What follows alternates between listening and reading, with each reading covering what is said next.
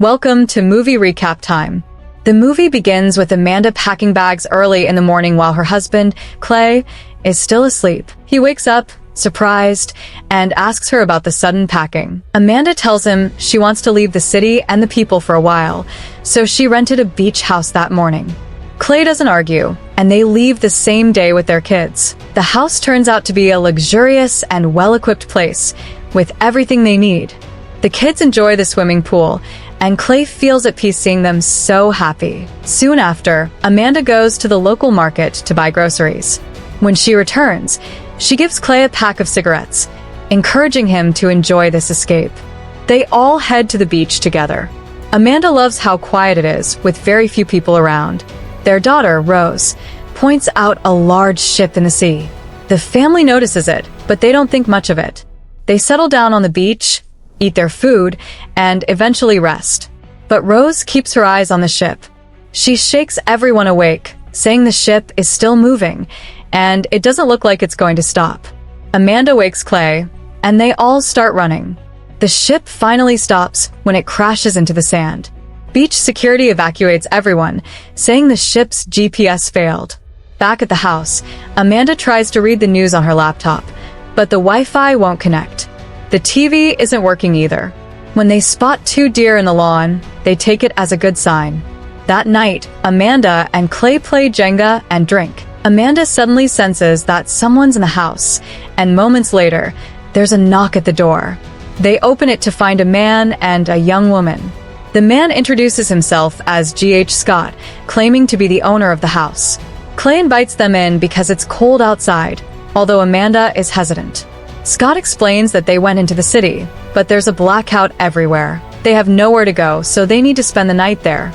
Amanda argues that they rented the house for the entire weekend and deserve privacy. She tries to file a complaint online, but both the internet and phone signals are down. Suddenly, Scott pulls out a set of keys and, after some struggling, opens a drawer. Inside is a stash of money and a pistol. He gives Clay $1,000 as a refund, so they can stay. Clay accepts, but Amanda is furious. She pulls Clay aside, accusing him of trusting strangers too quickly. She doesn't believe their story and suspects this could be a scam. She says she can't sleep with them under the same roof. Clay calms her down and goes to talk to Scott and Ruth again. Scott is busy making cocktails. Clay doesn't ask questions, he just drinks. Amanda, on the other hand, begins asking Scott questions about the house. Meanwhile, Ruth steps outside to get some fresh air. Amanda keeps pressing Scott, asking for proof he owns the house. She asks about his wife and demands an ID. He claims his wife is on a business trip and that he forgot her ID back at Symphony.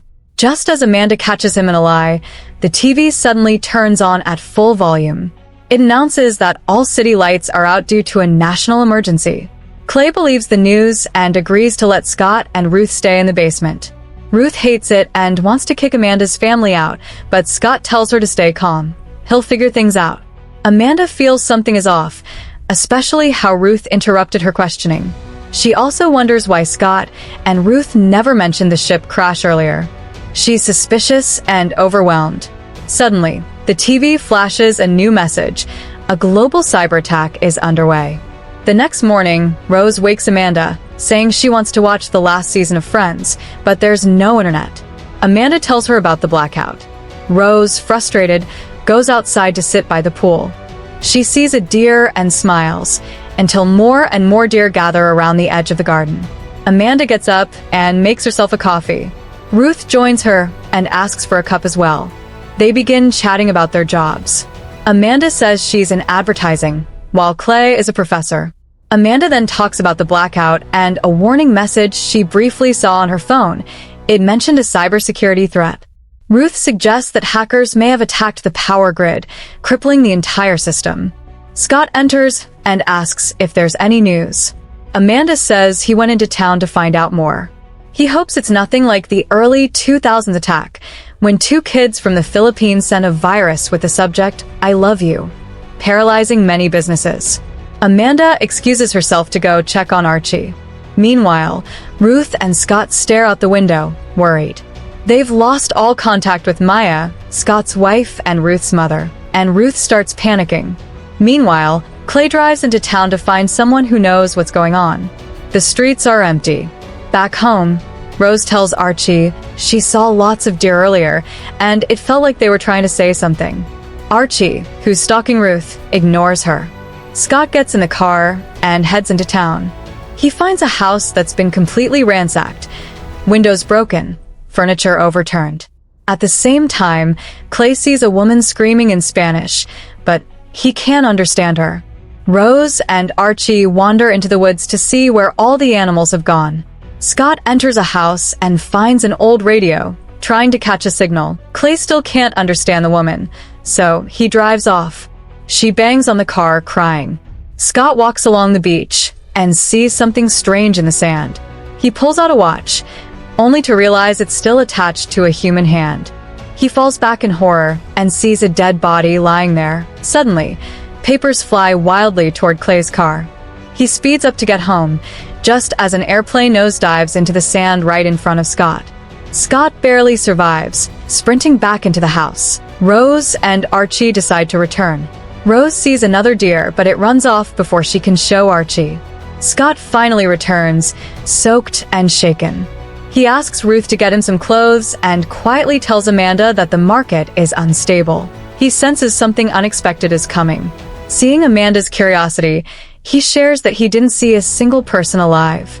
He believes someone may have knocked out the satellite system in space. Meanwhile, Ruth tries to listen in from behind the wall. Suddenly, a loud supersonic sound begins.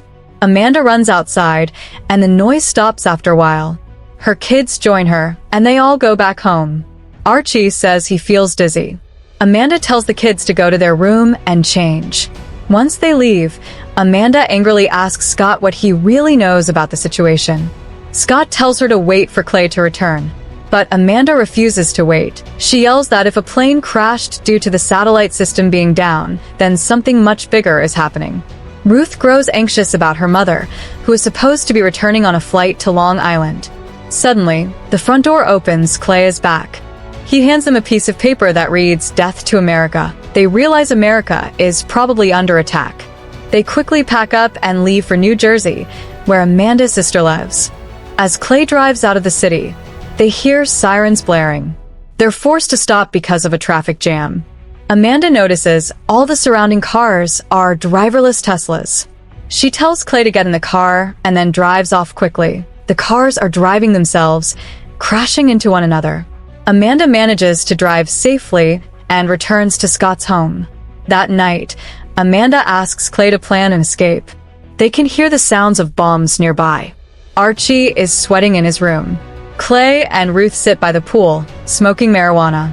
Amanda and Scott drink and talk.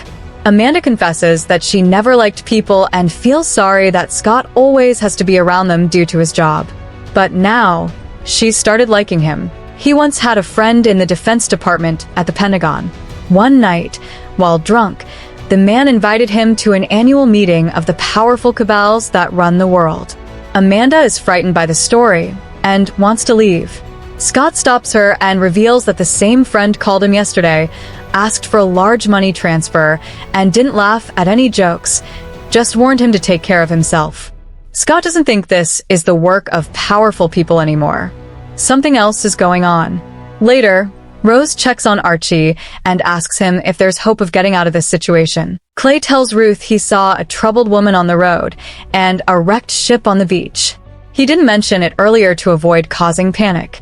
Suddenly, they hear a splash. Flamingos fall into the pool. In the lounge, Scott shows Amanda his record collection to cheer her up. She chooses a record, and they dance together, eventually hugging.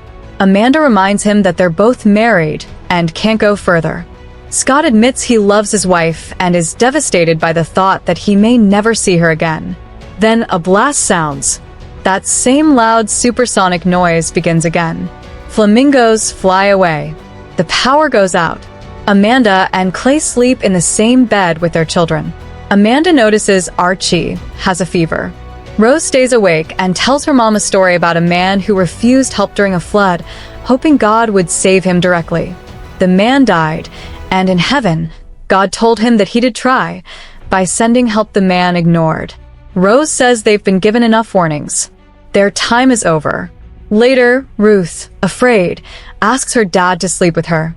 She tells him she doesn't trust Amanda, calling her rude. She also thinks Rose is weird and that Archie takes inappropriate photos. Scott promises to always protect her, but Ruth warns him that letting Amanda's family back into the house was a mistake. The next morning, Rose is already gone. Archie's fever is gone, so Amanda wakes him up. But then Archie starts pulling out his teeth one by one. Amanda panics and begs him to stop. In the living room, Archie tells them he was bitten by a bug outside and thinks that's why his teeth are falling out. Amanda wants to contact a doctor. Scott says he'll go see a local contractor to check for stored medicine, though he doubts any doctors are around. Amanda runs to find her. Meanwhile, Archie starts vomiting. Scott and Clay take him to someone who might help. Ruth doesn't want her dad to leave her, but he promises to be back soon. Amanda and Ruth search for Rose. While they rest in a cabin, Ruth tells Amanda to go home. Amanda yells at her, which makes Ruth feel even more alone, like her mom might already be dead somewhere. Amanda softens and apologizes, explaining that her work made her suspicious of people, but she never meant to become like that. They leave the cabin, but Amanda realizes Ruth isn't beside her anymore. She turns and sees Ruth surrounded by deer. Meanwhile, Scott and Clay reach the contractor's house. He warns them to leave or he'll shoot. When he refuses to help, Scott pulls out his gun. Clay steps in to de-escalate and pleads with the man to help his son. The contractor suspects that microwave radiation is what caused Archie's teeth to fall out. Back with Ruth, Amanda approaches and yells at the deer. At first, they don't move, but eventually they scatter. Amanda hugs Ruth tightly and cries. The contractor finally accepts some money and gives medicine for Archie. Ruth tells Amanda that the animals seem to be trying to warn them. But as they continue walking, she suddenly stops after seeing something. Scott and Clay, now in the car, talk. Scott says he understands what's happening now. To destabilize a country, an enemy breaks communication, spreads misinformation and chaos, then triggers civil war. He believes they're in the third stage now. Ruth watches clouds of ash and fire rising from the city. Meanwhile, Rose finds a nearby house. She eats, explores, and discovers a metal door. She forces it open and switches on the light. It's a fully equipped underground bunker. Inside, there's food, communication systems, and a screen announcing that the country is under attack. People are advised to seek shelter. Rose searches the DVD collection and finds the last season of Friends. She smiles, sits down, and begins watching it. Thank you for watching. Make sure to hit the like button. It really helps the channel grow. Don't forget to subscribe and turn on notifications so you never miss an exciting story. More thrilling recaps are on the way, and you won't want to miss them. Drop a comment below and let me know your favorite moment from this story. I'd love to hear your thoughts. Stay tuned, stay curious, and I'll see you in the next one. Movie Recap Time Team.